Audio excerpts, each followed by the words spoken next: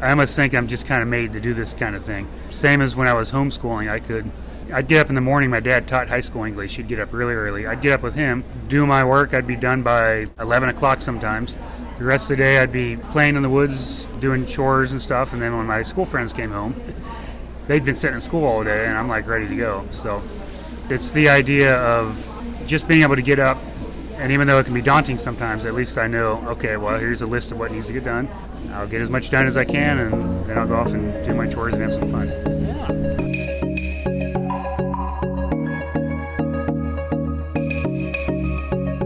If you're someone who refuses to go along to get along, if you question whether the status quo is good enough for you and your family, you want to leave this world better off than you found it, and you consider independence a sacred thing, you may be a prepper, a gardener, a homesteader, a survivalist, a farmer, a rancher, an environmentalist, or a rugged outdoorsman. This show is for those who choose the road less traveled, the road to self-reliance, for those living a daring adventure, life off the grid.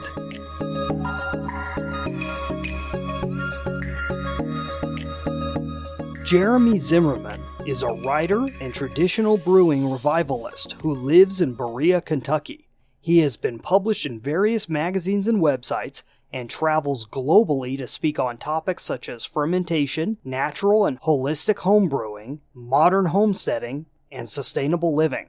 He is an avid fermenter and researches extensively into traditional fermentation practices in order to revive lost food arts and to educate people on how to preserve food using traditional, natural, and healing ingredients and techniques. His first book, Make Mead Like a Viking, was published in 2015.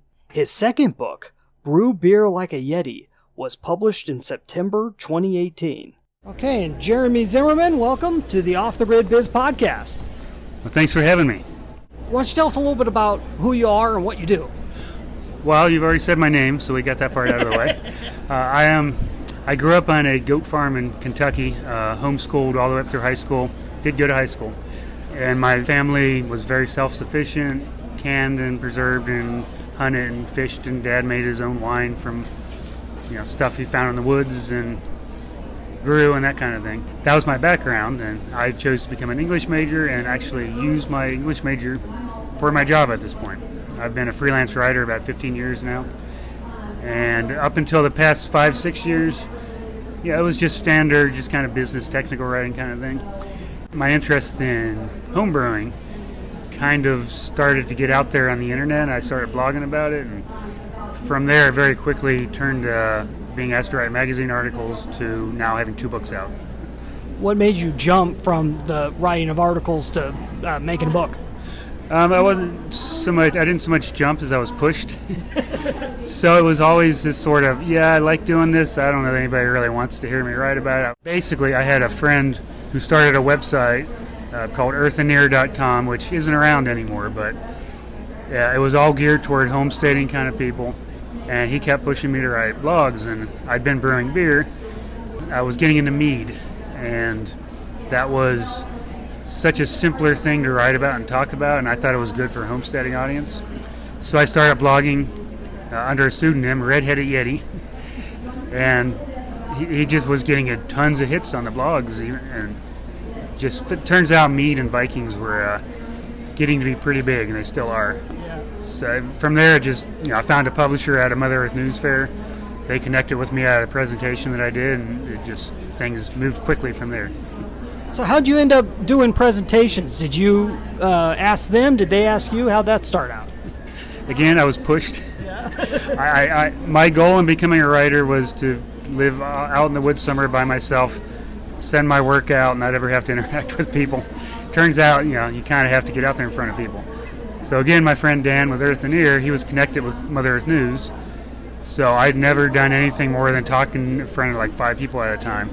And he connected me, got me doing a mead presentation to a couple hundred people at a Mother Earth News Fair in Asheville, North Carolina. And so I was like, do or die, why not? I'll go ahead and do it. And it went really well. People kept asking if I had a book. Some publishers were there, and so that's from there I realized that the speaking thing is kind of important. So I've really honed my speaking skills, and I'm actually starting to enjoy it. Yeah, it's great. We got to see your first your first presentation here today on beer making. That was great. Me and the producer Sean here. You've written a couple of books here. Can you tell us a little bit about them for people who haven't seen them yet? Yeah, so the first is Make Mead Like a Viking. And mead is a honey wine. It's basically just an alcoholic beverage made from honey primarily. And that was kind of my first blogs and my first workshop, so I called that Make Mead Like a Viking. Part of the inspiration for that was I've always been interested in history and mythology and all that kind of thing, but I'm specifically interested in how people made food and made and drank alcohol and other beverages, how they lived their, everybody needs to eat and drink. So I kind of went at that from a DIY perspective, and that's where that came about. And then my second book is almost twice as big as the first. It's called Brew Beer Like a Yeti. We decided to keep with a similar theme, but I went way beyond Viking in that one. So we couldn't really call it Brew Beer Like a Viking. And what that one is essentially all the research I found on beer, traditional beer brewing, that just didn't make sense being in the mead book. So they're kind of companion books, basically. Oh, so very cool. Got to see your talk on beer making initially, which is especially great for beginners, people who have never done anything like that before. I had a little bit of background. I had a brother-in-law that had done it and so forth, so I'd seen quite a bit of it before. It's really great. What's your other presentation going to be about? So basically I do a presentation for the beer book and a presentation for the mead book. So the one I've been doing at every Mother's News Fair since the first one I did like 5 years ago, I think, is just Make Mead Like a Viking. It's talking about the basics of mead making and a little bit about the history and mythology behind it. But I also do a third one. The Mother's News Fairs have started doing hands-on workshops where people actually make a little bit of something and bring it home. So we'll be making a mead starter. So basically everybody takes a jar, puts some honey and water in it, a few other like fruits and berries and herbs, and that will then, when they take it home, if they do it right, it'll turn into a starter that they can then use as yeast to start a new batch of beer or mead. Oh, that's excellent. That's so cool. What do you hope people will walk away with after watching any of your presentations? Well, the one thing I always like to hear is, oh, that sounds a lot easier than I thought it would be. So my goal has always been fermentation at its core is a very simple thing. There are lots of things you can do to make it not necessarily more complex, but more interesting. Although some people do like to make it complex.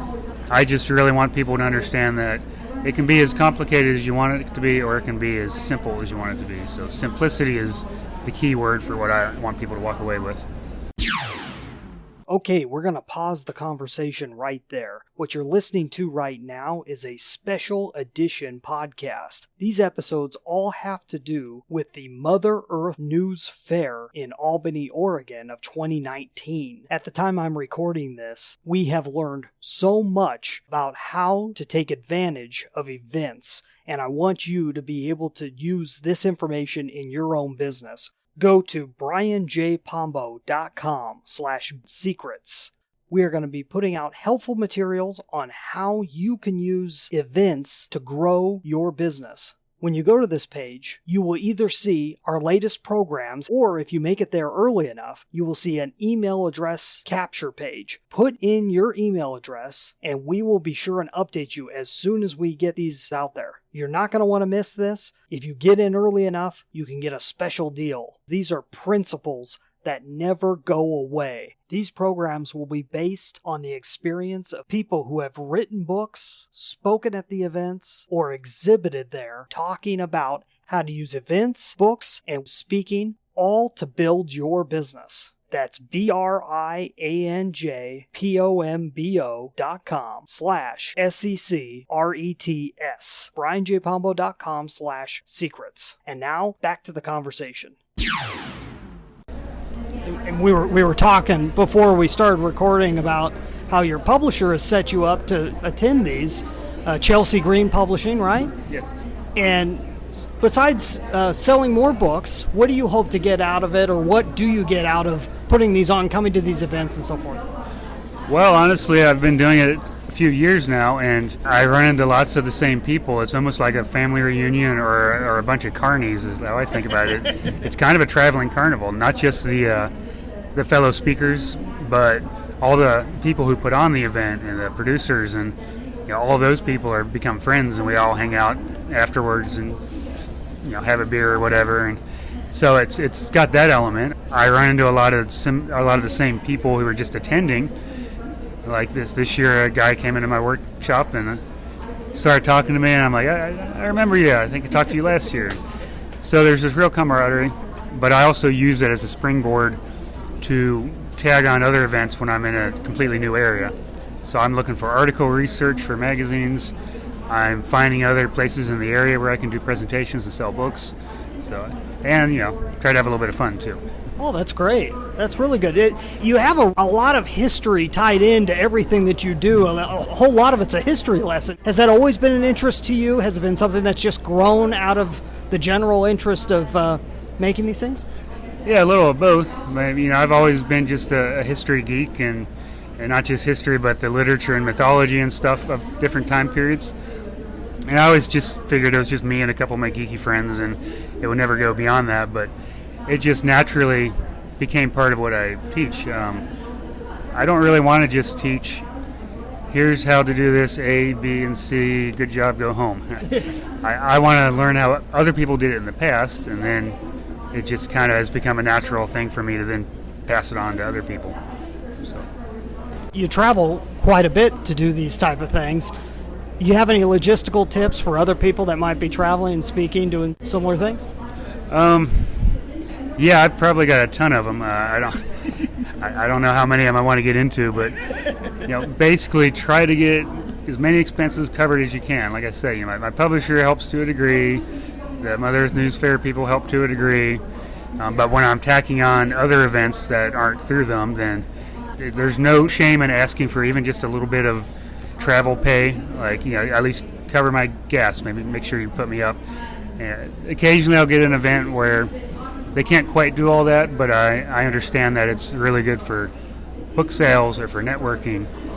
So as far as if you're just traveling to try and sell your stuff, and sell your books, those are some of the biggest tips, is just watch your money, try to find any way you can get any of that compensated, because I'm not getting rich at this, but I'm at least getting by. Absolutely. And then the book writing process, do you enjoy that whole process? You like doing it? You see yourself doing it again? Yes and no. Yeah, another author, I was jokingly, she was working on a manuscript, and I was like, it's fun, isn't it? She's like, yeah, it's fun when it's done. So there is a lot of, I wouldn't do it if it wasn't something that I didn't enjoy some aspect of. There are, parts of it that are just a lot of fun. The research is what really, I think, is fun for me, but also gets tedious up to a point. I'm like, okay, I got to stop at some point. The writing is fun. It's when you get into the final stages, the proofing and editing, which never seems to end. But I'm kind of a perfectionist, and fortunately my editors are too. So that's almost fun in a way. It's just going through and tightening up some of the text, or being like, I think one of the phrases you hear sometimes is "kill your darlings." Sometimes there's a big chunk that I put a lot of time into, and it's just not working, so I cut it out. But I always save it, and I basically got a second book out of that. So, I still had to cut a lot of stuff out, but yeah, it's enjoyable. There's just so much more to it than just writing. So that makes a lot of sense. Then it's funny because your background. I was just curious.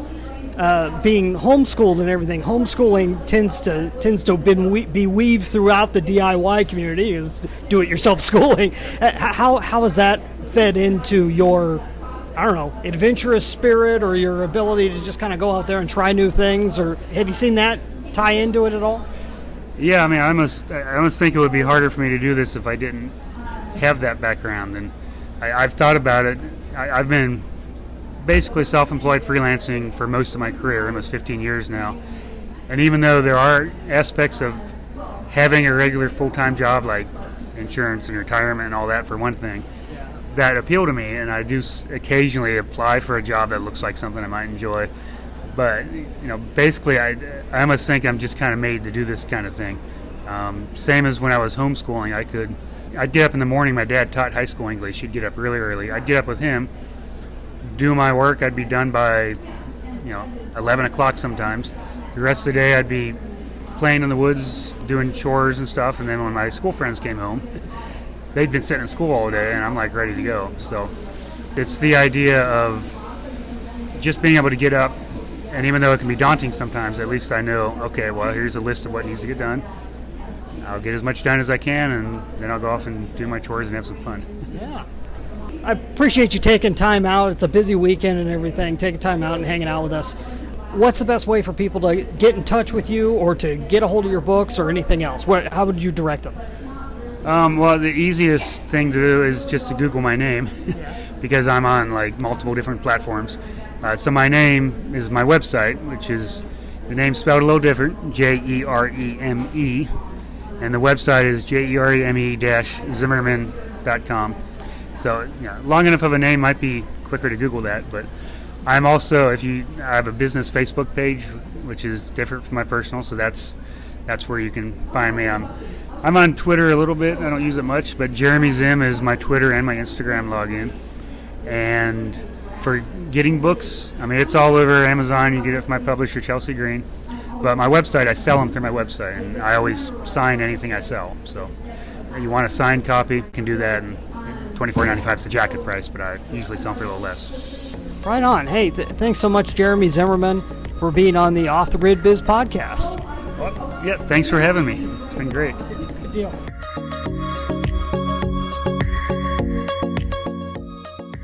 Really nice guy. Lots of fun to sit down and talk to. Very personable. Which is interesting because he's also kind of admitted that he's somewhat of an introvert, but he got pushed into not only becoming a writer, but becoming a public speaker. You have to get out there in front of people to promote your books and so forth, and to get your name out there. And that's a big piece, I think, that most people completely miss when they start down the road of writing a book. We spoke with Andy Brennan in an earlier episode, and it's impressive to me that these people who would normally consider themselves introverts do so well on a stage. Andy did well on a stage. Jereme was very good on a stage and was able to put these very complicated concepts and make them very simplified. I really liked it. His willingness to go along and try out these new things and finding other opportunities and being open to other opportunities is really cool too. It's an attitude that I think all successful business owners have. And people that are on their way to becoming successful, you need to realize that those are the good parts of you. The parts that seek out opportunity, the parts that are willing to go beyond your comfort zone. Don't neglect that side of you, because that is what's going to lead to success for sure. And also the realistic end, where he says that there's no shame in asking for travel pay. It's something that's necessary when you're moving ahead. But it's like he said, you don't do it just to sell your books. You got to make sure you can at least get by. Don't spend more money than is necessary to be able to go out and promote your books in order to make money. Your budget has to match up at the end of the day. It's really good advice. I like how he blends history along with the how-to of making beer or making mead or all the other things that he talks about. That's very much a personality thing.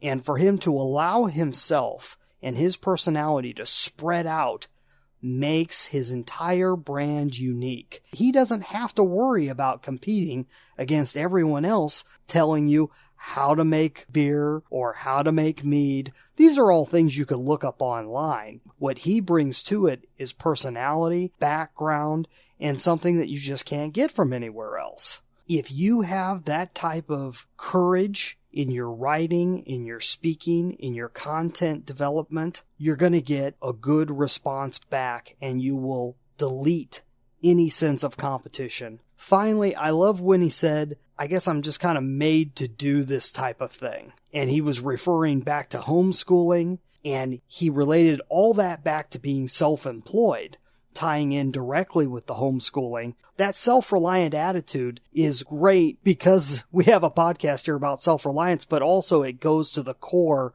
of what being an entrepreneur is all about. And Jereme definitely has that entrepreneur spirit. Join us again on the next Off the Grid Biz Podcast, brought to you by the team at brianjpombo.com, helping successful but overworked entrepreneurs transform their companies into dream assets. That's BrianJPombo.com. If you or someone you know would like to be a guest on the Off the Grid Biz Podcast, go to offthegridbiz.com/contact. Those who appear on the show do not necessarily endorse my beliefs, suggestions, or advice, or any of the services provided by our sponsor. Our theme music is Cold Sun by Dell. Our executive producer and head researcher is Sean E. Douglas. I'm Brian Pombo, and until next time, I wish you peace, freedom, and success.